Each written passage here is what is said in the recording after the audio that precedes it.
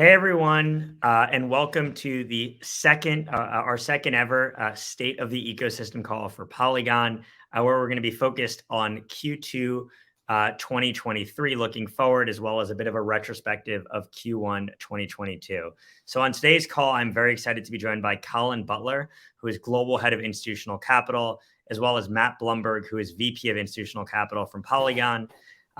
On the call, we're going to cover several different topics around Polygon, including a quick history and background, the latest technical developments, partnerships, and tokenization. And we'll wrap up the call looking ahead to the rest of the year around platform updates and other things to look forward to. And so with that, let's kick it off. And I'm going to go to you, Colin, first. Can you give us a little bit of background on what is Polygon and what differentiates Polygon from other L1s and L2s? Yeah, absolutely. And first off, Josh, thank you as always for hosting the call. It's a pleasure to be here. In terms of Polygon is really a layer 2 Ethereum scaling solution. The focus is really bringing the world to Ethereum. So if we're thinking about in blockchain, how to onboard the next billion users, in our view, it really comes with Ethereum as being this global settlement layer and providing inexpensive and fast access to that as a primary focus for Polygon.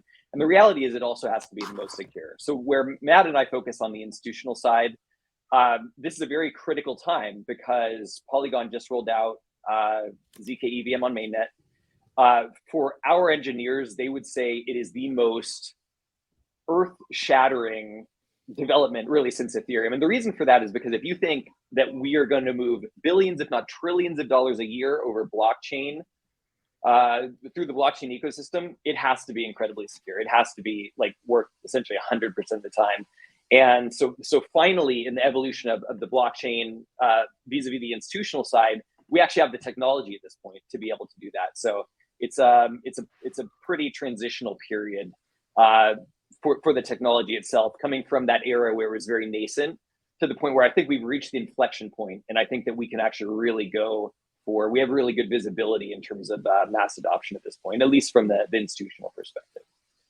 So before I go into a question with you, Matt, I just want to remind anybody in the audience, if you have any questions at any point during the conversation, feel free to drop it in the chat, whether you're listening on LinkedIn, you're listening on Twitter, or you're listening on YouTube. We will try to bring all of those questions into the conversation, and we'll try to address them if we can. But with that, you mentioned ZK EVM and moving into the mainnet beta, which just happened a couple of days ago. And we're scheduled as well for a full rollout later this year. And so, Matt, can you actually tell us what is ZK? What does zero knowledge even mean? Why is it important? And why is it better than optimistic rollups, which is something else that's discussed quite often in the market? Thanks, Josh. First, it's great to be back here on LinkedIn Live with you. Second, so the way that I think about ZK is an interesting one, right? Because this sort of tech was very much like academic theory up until maybe 3 years ago, right? So it's been pretty surprising just to see how quickly we've been able to commercialize what was once just sort of like a niche branch of like mathematics. ZK unlocks a couple of things in the blockchain space, right? It gets you secure scalability, and it gets you privacy, right? And Polygon, sort of our mission primarily is around scaling Ethereum, bringing Ethereum to the world, bringing the world to Ethereum, right? So the scalability challenge has been something that a number of people have tried to solve, over the last 5-6 years. The solutions so far prior to ZK VMs were all generally either side chains like Polygon POS, or they were optimistic rollups, right? Optimistic rollups are sort of on the spectrum of like easy to build versus secure. They're very easy to build, but they're just not that secure. You have to make a lot of security assumptions when you use them. And so what winds up happening is, in practice, people in crypto are very like incentives driven, right? So they wind up using these systems in what winds up being the least secure possible way, as long as it benefits them, right? So if you think about bridging, right? Optimistic rollups, you have to wait 7 days to get your assets out. Nobody's actually going to do that. You wind up actually using a custodial bridge, and that winds up sort of creating the same issue that you have with things like Wormhole that got hacked for $300 million last year, right? Things like the Axie Infinity Bridge, right? They got hacked for $600 million. And so the bridging issue has like generally been sort of like the most insecure part of the blockchain to blockchain communication. Sorry, maybe I should back up a little bit. When you're trying to scale a blockchain, you need more block space somewhere, right? And you can either do that on a layer 2 or you can do that on a layer 1, but to some degree, you need a secure way of getting assets to and from the different sections of block space. And so what Polygon zkVM does is it really unlocks a secure way for users to get their assets to and from the layer 2 within 5 or 10 minutes as opposed to 7 days. So when you make secure systems easy to use, that's when the user adoption actually happens. And that's when you're able to sort of scale this stuff out to an institutional grade level. And so, let's talk about Polygon zkEVM specifically. So one, why is it a priority? And I guess, the point on security probably answers that question. But I guess the question that maybe I'll have you address a little bit more is, what opportunities does it actually offer to users, builders, and projects that weren't available before? Yeah, that's a great question. So effectively, if you were building an application for Ethereum 4 or 5 years ago, right, you could sort of plan for Ethereum to be the layer where all of the execution happens, to be the place where all of your users are interacting with it. But over the last 3-4 years, we saw gas fees spike like crazy. And it quickly became clear that that was not going to be where you were going to launch your apps as a developer. And so when you're looking at it from the developer perspective of like, where do I want to launch, right? You want to be in a place where you can get as close as possible to that native layer 1 deployment experience so that you don't have to change your code in a lot of different ways the way you do on something like Solana, or you don't have to like try to find a whole new dev shop if like you're trying to outsource your building. The sort of like EVM compatibility is Polygon zkVM's key differentiating feature, right? So from one perspective, it's really just like necessary to have scalability. But from another perspective, every time technology advances, it sort of allows you to have new use cases and new things that like weren't possible before. So if you think about like a central limit order book, for example, we've never had the block space to do that on Ethereum layer 1, of course. But even on Polygon POS, it's been difficult to sort of scale the transaction throughput to support something like that. On Polygon zkVM, we have a number of protocols working to build and deploy central limit order books, right? And that's like a sort of key part of the financial infrastructure that we need in order to make decentralized compute actually the place where asset settlement happens. So it's one part like just necessary to have that scaling, but it's another part being able to do it easily, right? So Polygon, we raised all this money, we acquired all these ZK teams. Why did we do it? It was to make the developer experience as smooth and seamless as possible so that people aren't forced onto these less secure alt chains, right? Where, you need to trust a bridge, you need to trust something custodial. Like that's not why we're here in crypto. What we want is like ultimately mathematically guaranteed security and safety. And so Polygon, by putting the sort of developer experience first and foremost, we've created a place where you can deploy with the same, effectively the same level of security as the layer 1, but you can do it in a more scalable way, which allows you to have many more creative applications. And so moving over to you, Colin, as we think about, the success of zkEVM this year, what is Polygon looking to accomplish, right? If we, at the end of the year, maybe into January of next year, if we had this call, right, what do you want to be able to say that Polygon accomplished as it relates to the zkEVM rollout? Yeah, I think this leads probably into a topic of conversation for a little bit later in the call, but in the institutional community right now, there's a big focus on tokenization. And zkEVM really enables a lot of that, I think, for the first time. If you're a big traditional $1 trillion plus player, and we're really talking about rewiring how they do things, how they settle trades, rewiring the global financial system, this technology is actually what, in my opinion, was needed to get us to the level where we could attain mass adoption in that community. So I would say, looking back, let's say we're all in a spaceship, and it's 12 months from now in our time machine.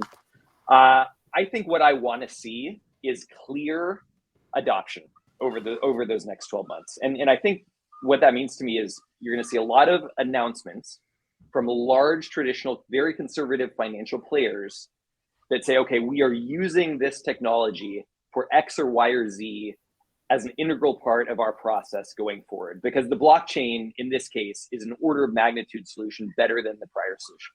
And it's going to be very specific. We can probably get into the details of that, I guess, on the tokenization segment. But I think everybody's going to come for a different reason. It's not one size fits all.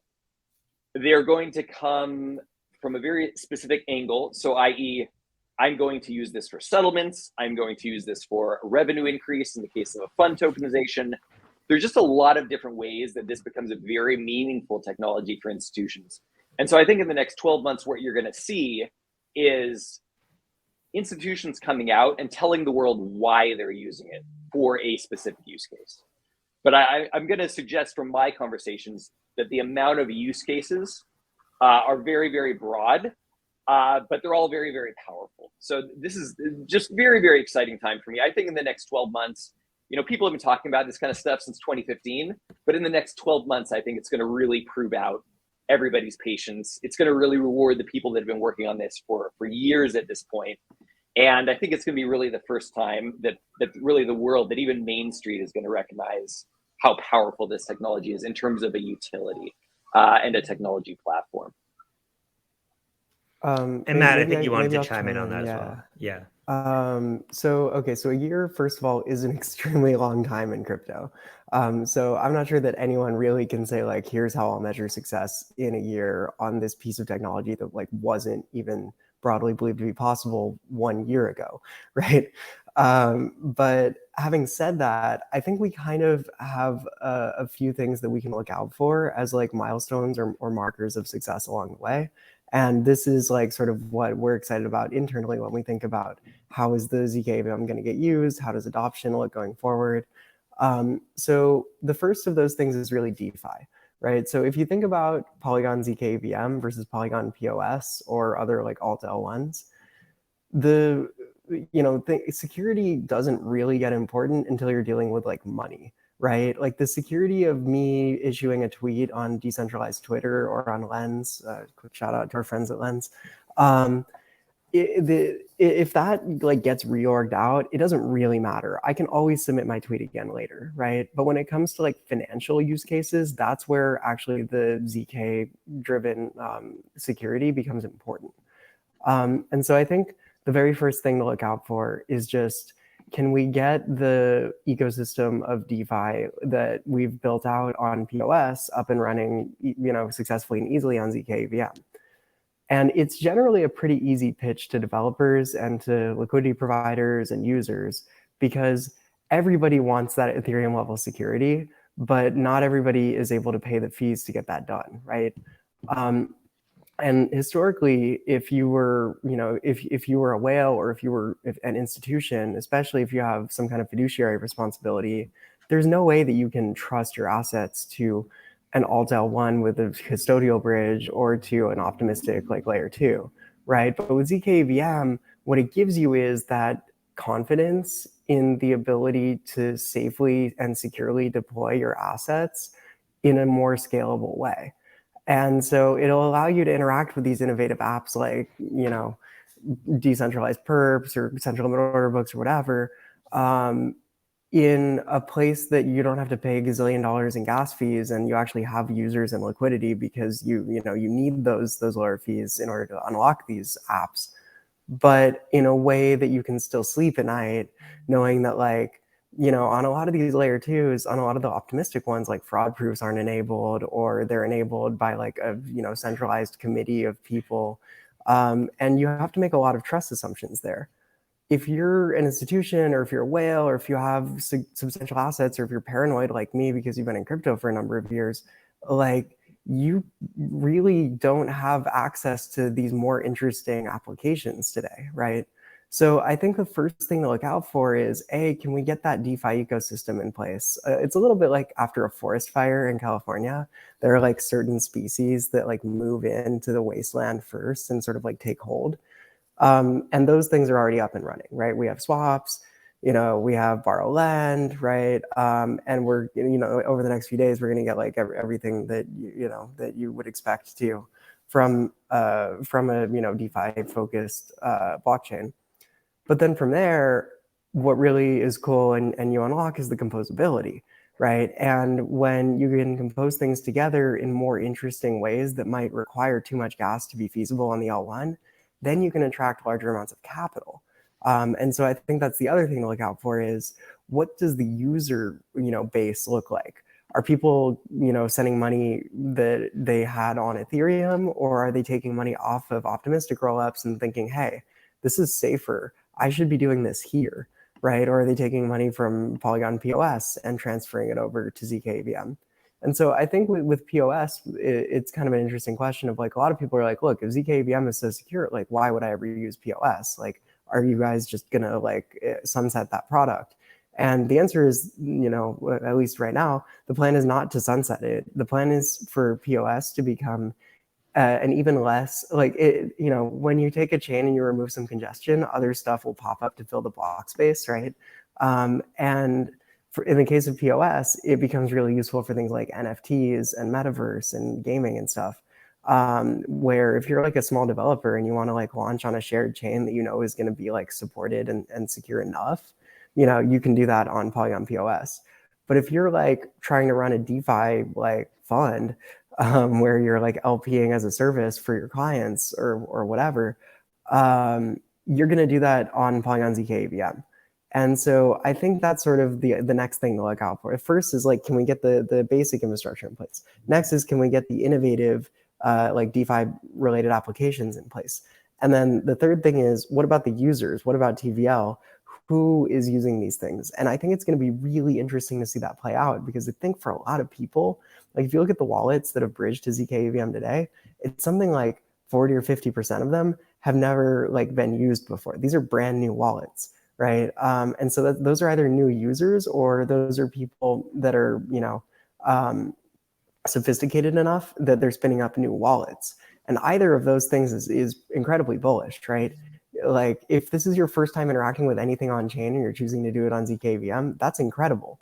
But if you're doing, and I'm sorry, when I say bullish, this is not financial advice.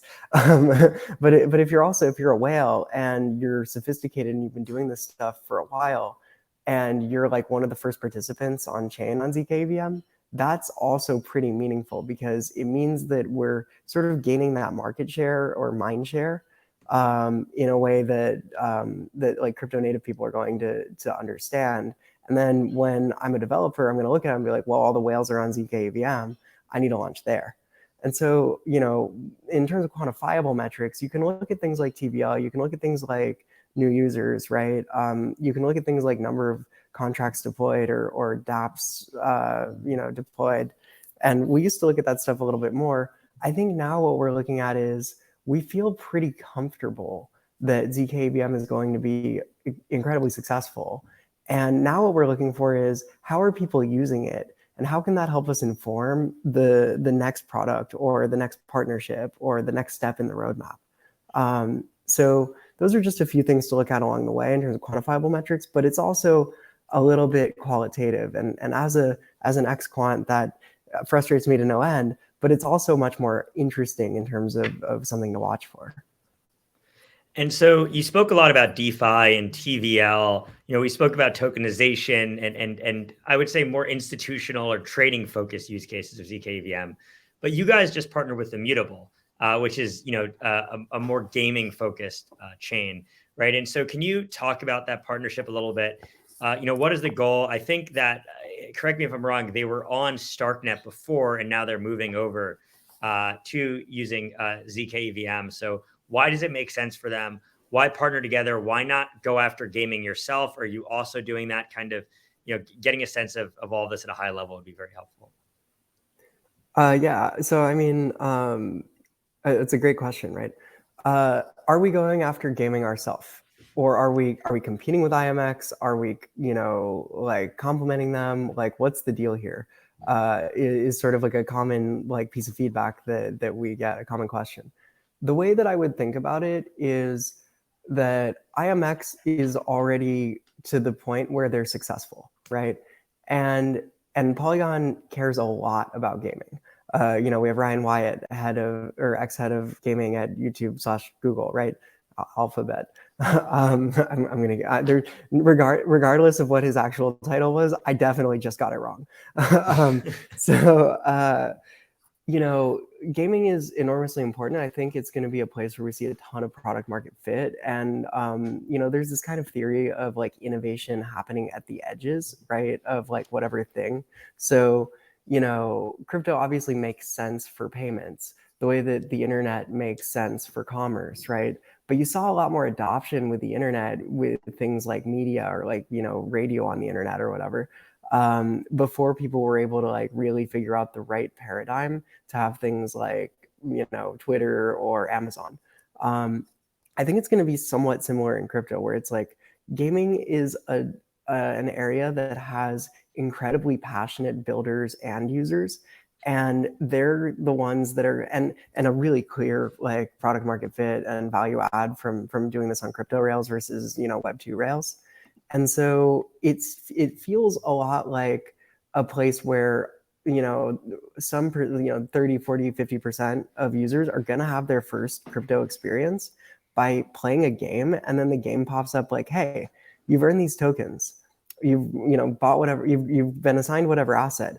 If you want to claim it, just go to MetaMask on your computer or whatever, set up your wallet, and we'll help you every step of the way take these assets from a game that you're already playing because it's great and you love it, and like monetize them or have a little bit more just freedom over the ownership of them, right?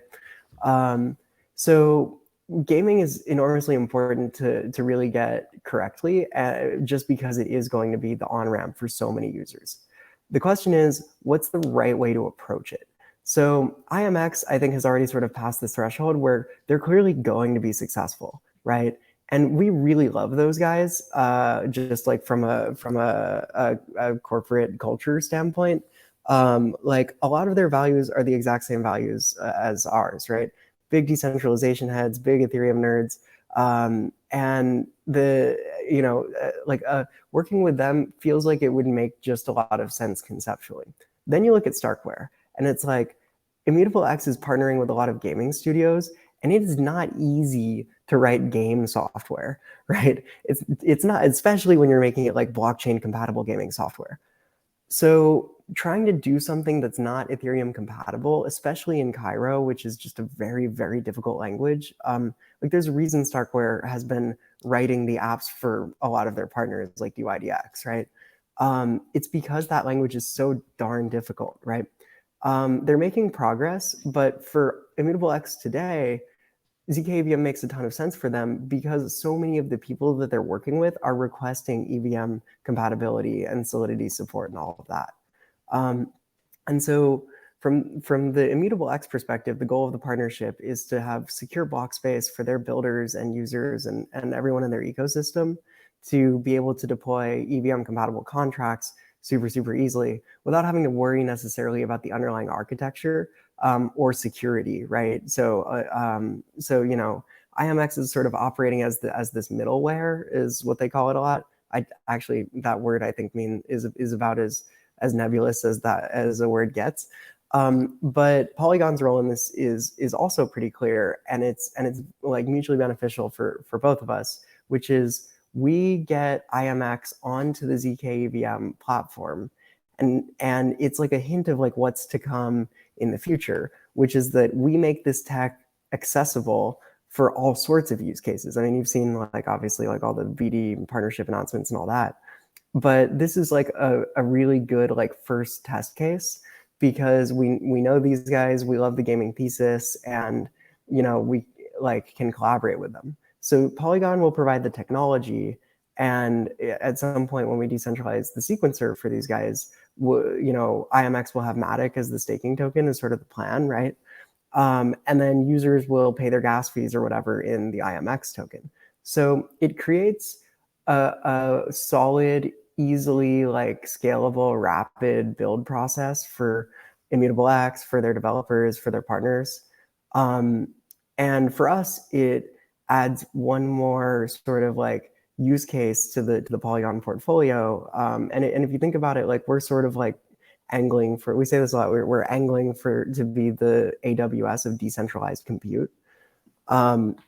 And so if you're the AWS of decentralized compute, you need users, right? You need developers on board, and you need to try a lot of these different use cases in order to figure out the right structure for a partnership. And so I'm personally super excited about the IMX partnership, because it's like, once we sort of nail down the way to get ZK tech into more developers' hands, in a way that will, be reflected in demand for the Matic token, then you create that real self-sustaining like flywheel ecosystem, where people will see the success of Immutable X and they'll be like, I need to be where they are, right? Maybe that's on the IMX chain, maybe that's on a Polygon Supernet, maybe that's on a Polygon ZK VM that's like co-branded similar to IMX, but it's a totally new paradigm that like Avalanche to a degree has done with their subnets.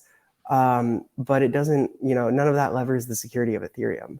This is really cool because it allows people to build off of like all of this groundbreaking tech in a way that is mutually beneficial for everyone.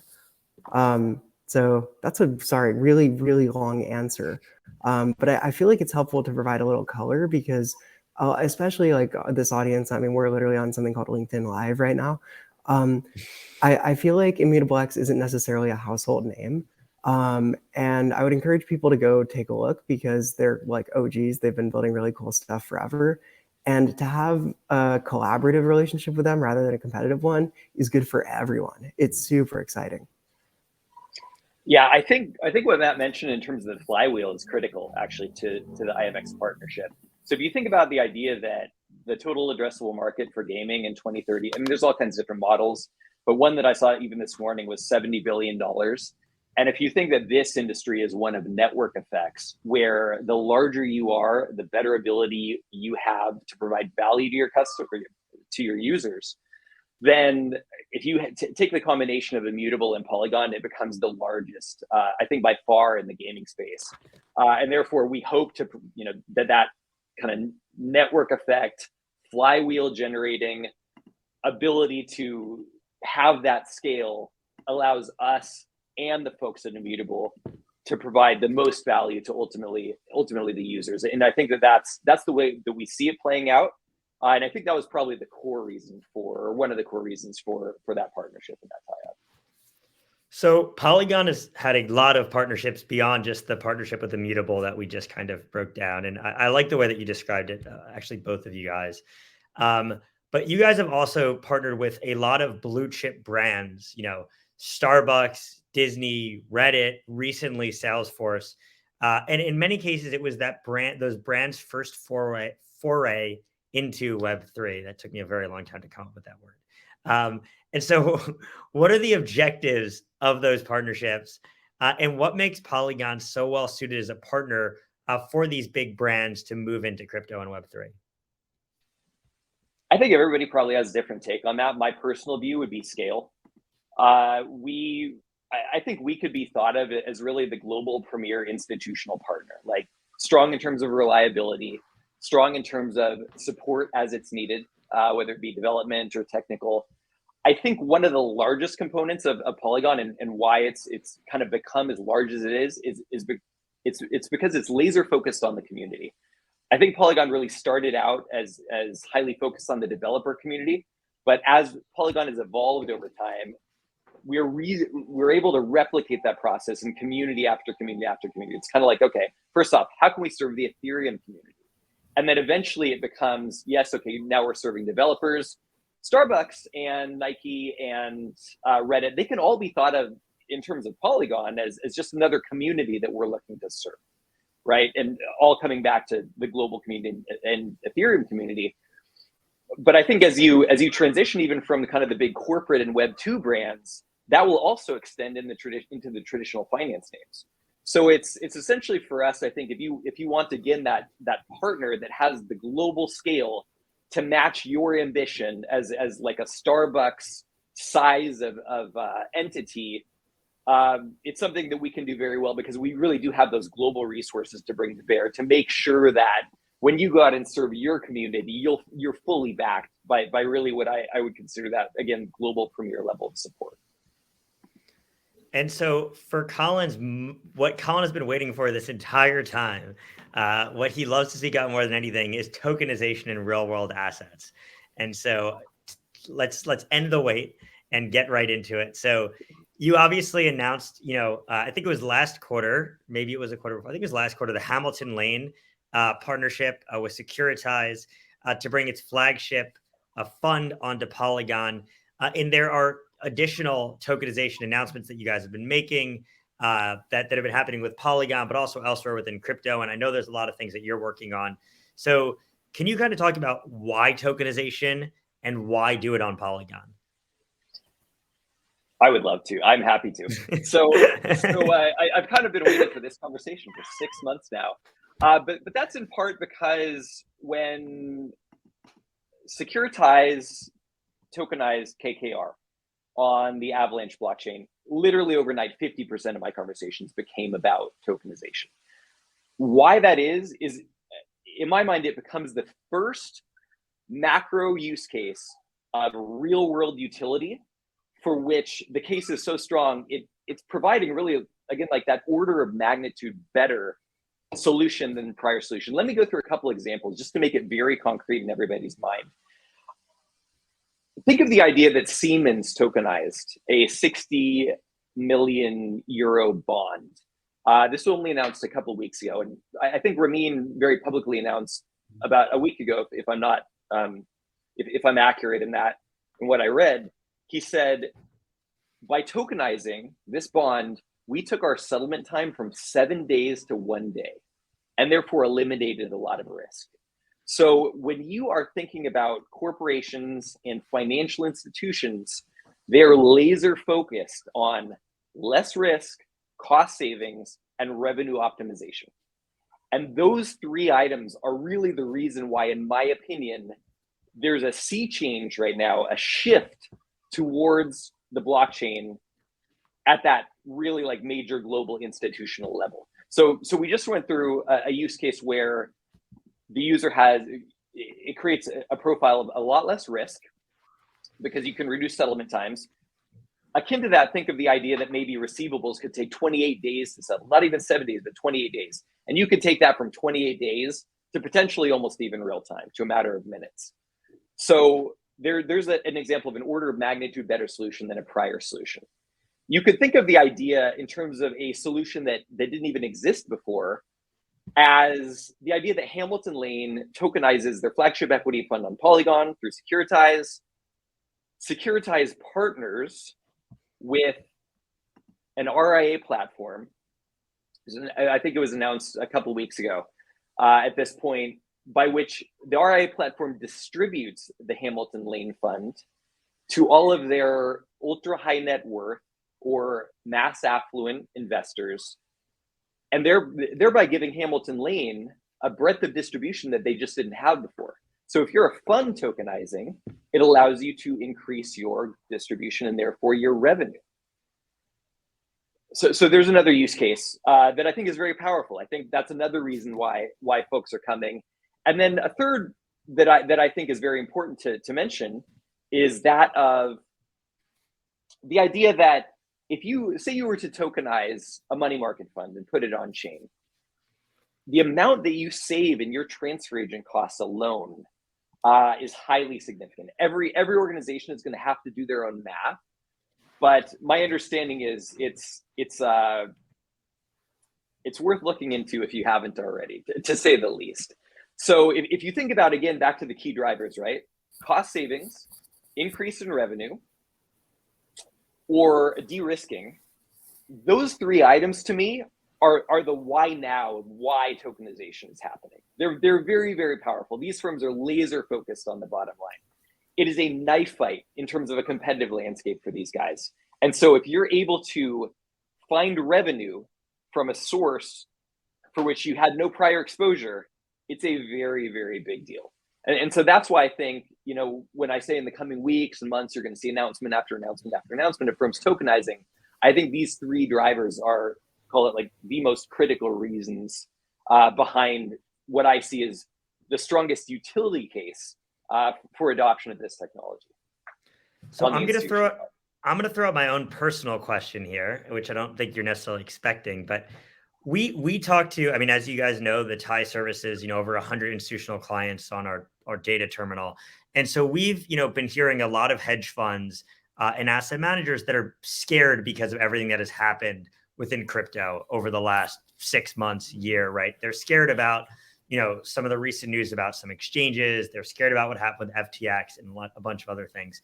Has that carried over to the conversations around tokenization? Because what I'm talking about specifically is like actually allocating and buying an asset like Polygon.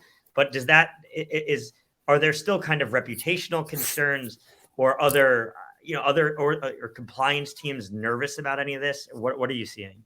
I think everybody's nervous about it. But the reality is, when you go back to this technology as really just a platform, an infrastructure, there's not a lot of doubt as to whether or not, if you're rewiring things on the back end to make it better and more efficient and more effective and lower cost, that's not so much of a regulatory issue. We're not talking about trading crypto here. We're just making your tech stack better. Like we're improving the pipes that are deep in the basement of your organization that make everything run. So that to me isn't a regulatory challenge. And it stays pretty far away from that question.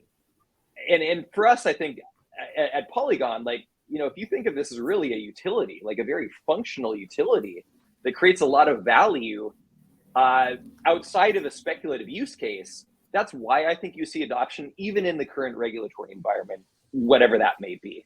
So I would say maybe in my rough mental map, 10% of the people have pulled back in terms of the conversations that we are having, and 90% are going ahead full steam. So I think that number is probably much higher than the number that are actually interested in engaging in trading crypto. I think a lot more of those have pulled back. But I wonder, do you think this is a bridge for these traditional institutions to get more involved with crypto? Do you think they become interested in the underlying assets later, or do you think there are some that are just purely interested in tokenization? I think if you're using it at the infrastructure level, it provides a lot more comfort. And I also think in terms of the regulatory landscape, you could think of it almost like in three buckets. There's a bucket where use cases like Hamilton Lane are very clearly defined from a regulatory perspective. There's another company tokenizing commercial real estate. It's called Tacits. I mean, these guys have a massive pipeline.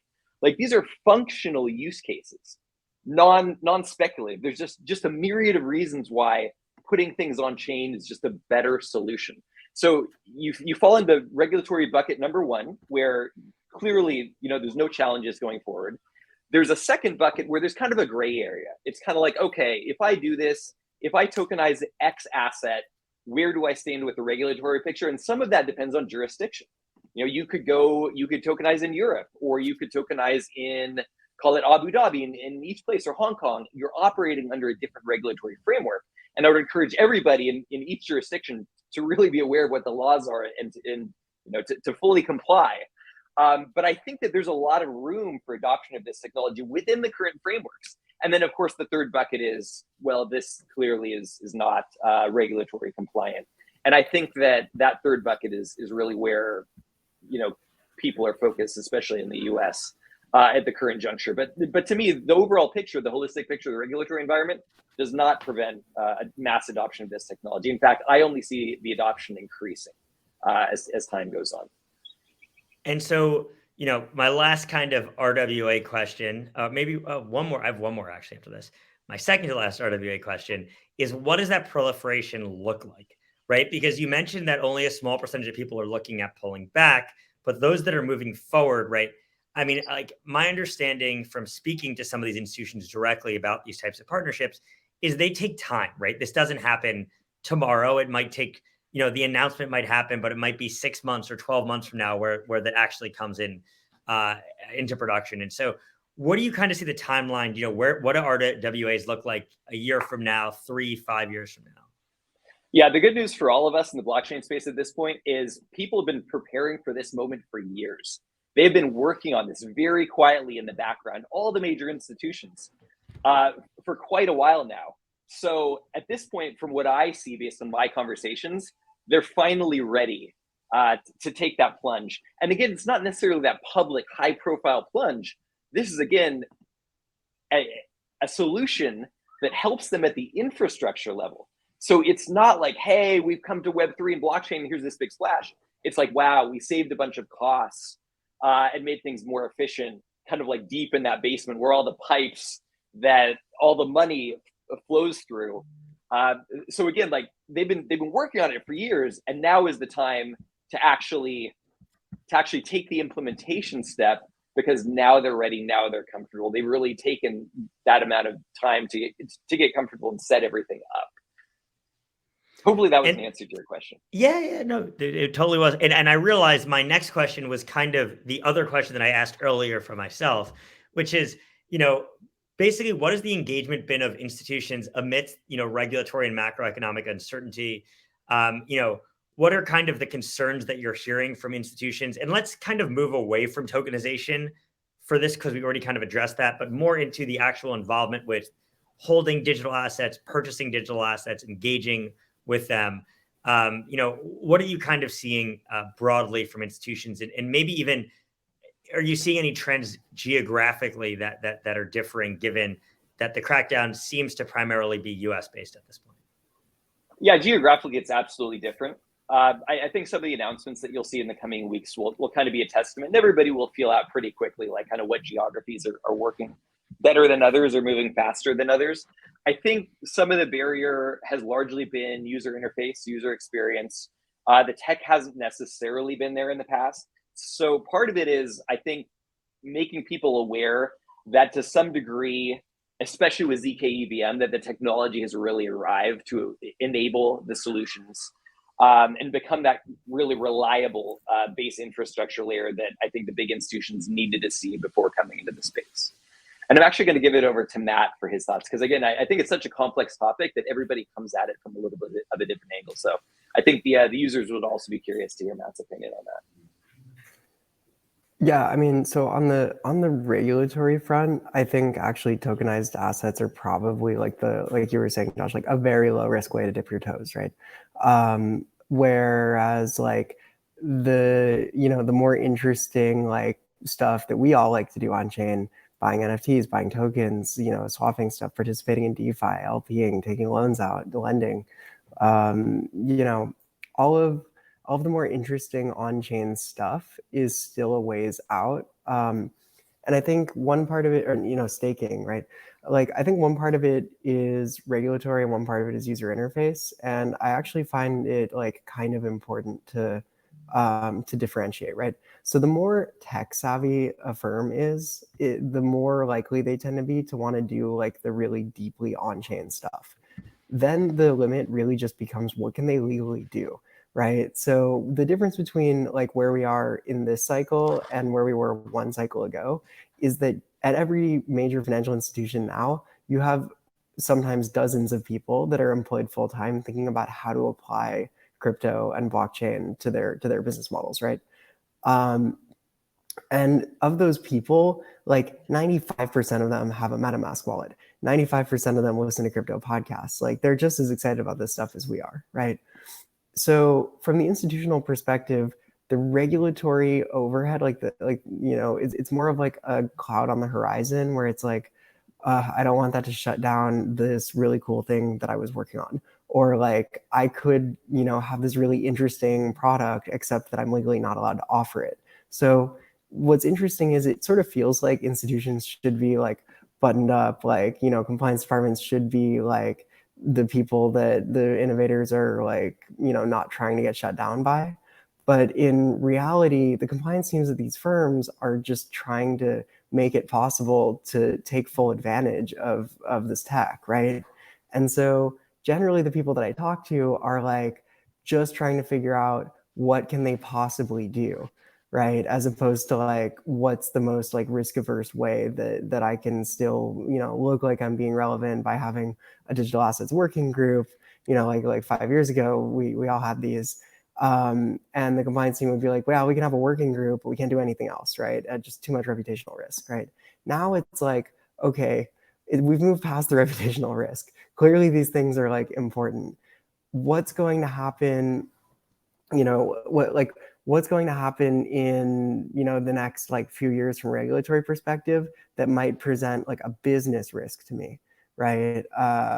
And it's early days. I would say though, broadly speaking, the rule of thumb is almost everyone is doing almost everything they can legally. Like it's super crazy cool. Like last cycle there was just so much more cultural pushback.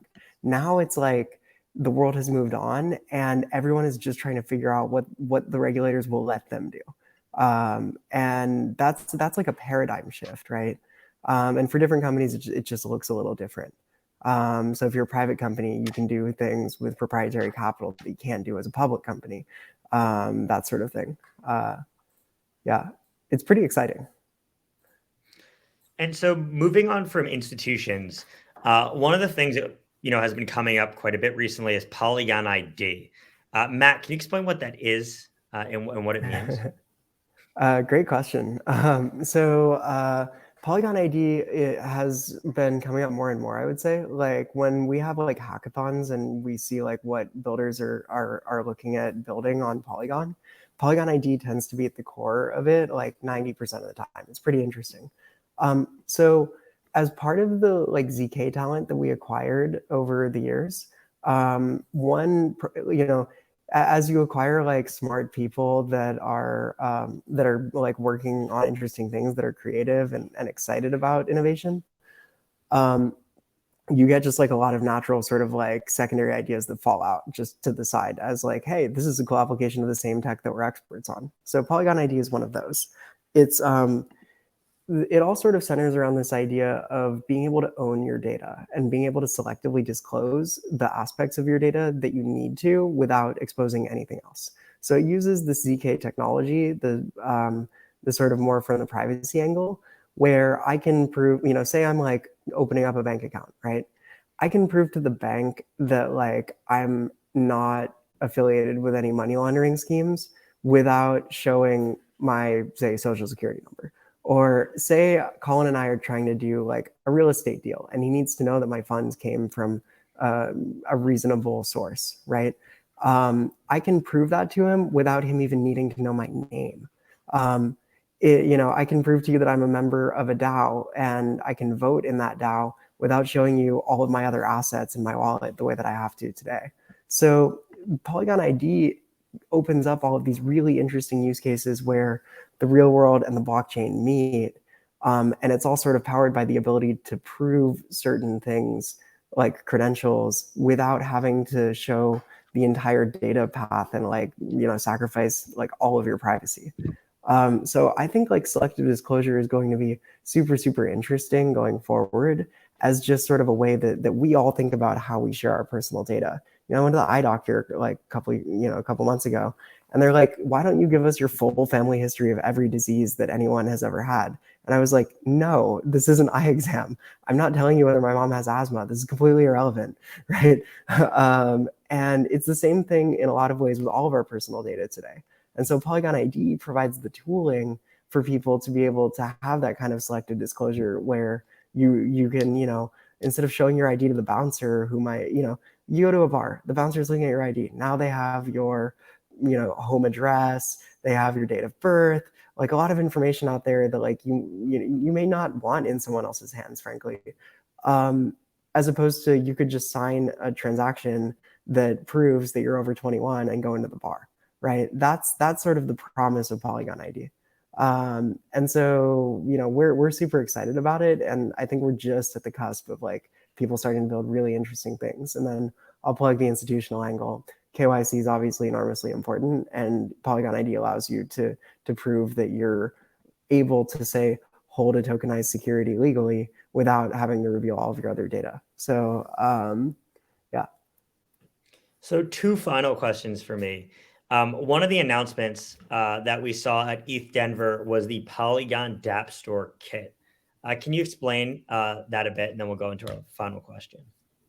Thanks. Yeah. The dApp Store kit is like really interesting because it's a piece of tech that like kind of went under the radar because ETH Denver was so just gigantic and hectic, but it actually does sort of help address one of the biggest user interface challenges in crypto, which is discovering what you can do on chain, right? You might get excited about crypto, you might download your MetaMask, and then you're like, wait, what am I doing here? Like, what am I supposed to be doing?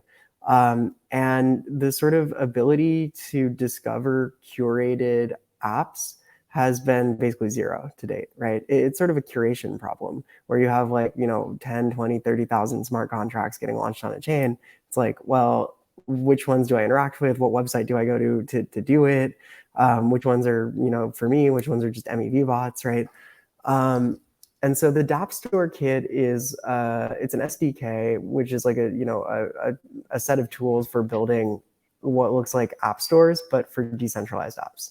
So this is very Polygon. We're interested always in providing technology, and we let the users sort of do what they want with it, or the builders do what they want with it. Here we're providing like sort of the framework for if you want to build an app store that like works, well with Android, where users can load these things as actual applications to work with their mobile wallet. Like, here's how you would build your app store.